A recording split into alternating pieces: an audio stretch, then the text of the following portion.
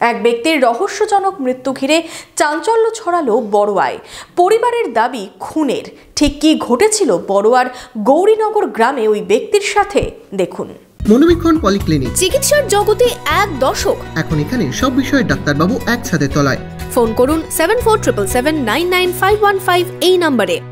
সন্ধেয় আত্মীয়ের বাড়িতে গিয়ে আর বাড়ি ফেরা হলো না। বাড়ির পাশেই আত্মীয়ের বাড়িতে রহস্যজনক মৃত্যু দেবব্রত ঘোষ নামে এক ব্যক্তির। বড়োয়ার গৌরীনগর গ্রামের ঘটনা। পরিবারের দাবি খুন করা হয়েছে ওই ব্যক্তিকে। জানা গেছে রবিবার সন্ধ্যায় গৌরীনগর গ্রামের বাসিন্দা দেবব্রত ঘোষকে বাড়ি থেকে ডেকে নিয়ে যায় ওই গ্রামেরই এক আত্মীয়। কয়েক ঘন্টা পরে সেই বাড়ি থেকেই উদ্ধার হয় তার মৃতদেহ। পরিবারের দাবি পুরনো আক্রোশ থেকেই খুন করা হয়েছে ওই ব্যক্তিকে।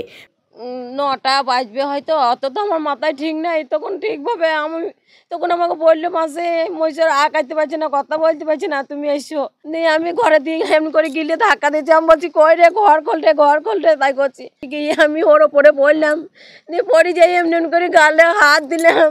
তারপর আমি গোটা গা হাত দিয়ে দেখছি, বুক খুলে সোয়েটারটা খুলে বুক দেখছি, তা দেখছি বুক লড়ে না। তারপরে দেখছি না হাত দিয়ে নিঃশ্বাস পড়ছে না। আমি তো ভালো মানুষ, বাড়ি থেকে পেলাম, কোনো রোগ ছিল না, কোনো বালাই ছিল না, কোনো রকম কোনো খারাপ কিছু ছিল না, সব সময় সুস্থভাবে বেরিয়ে গেল। সেই মানুষ ওইখানে সবাইকে কথা বলেছে, দিয়ে ওর সঙ্গে গেছে। সেই মানুষ অমনি করে মরতে কি করে পারে, আমি সেটাই মনকে বুঝাচ্ছি। আমি পুলিশ দেহ উদ্ধার করে ময়না তদন্তের জন্য পাঠায়। রহস্যজনক মৃত্যুর ঘটনায় তদন্তে নেমেছে পুলিশ। এই ঘটনায় একজনকে আটক করে জিজ্ঞাসাবাদ চালাচ্ছে পুলিশ।